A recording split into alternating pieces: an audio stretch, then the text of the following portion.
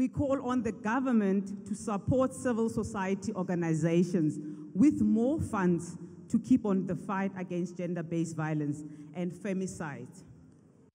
Ingqikithi yakulonyaka yomkhankaso weinsuku ezili-16 kuliwa nodlame olubhekiswe kwabesifazane nezingane.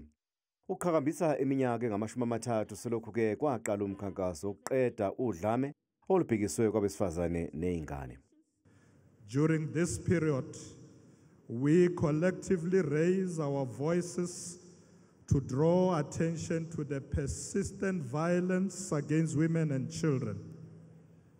However, a full year of action is required to combat gender-based violence and femicide, not just during these 16 days. Ukwethulwa kwalomkhankaso kuza emva kweinsuku ezimbalwa isikhungo esicwaninga ngempilo yabantu Human Sciences Research Council sidedele umbiko oqinisekise ukwanda kodlame lwezobulili kulelizwe. It confirmed that indeed we do have serious gender-based violence in South Africa, whether it is physical, it is sexual, it is emotional, it is economical, it's there.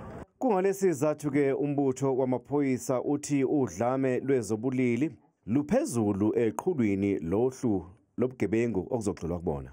Gender-based violence has become a national priority crime and it requires our distinct focus as it continues to devastate families and communities with a unique set of challenges that demand specialized intervention, thorough investigations and collaborative solutions.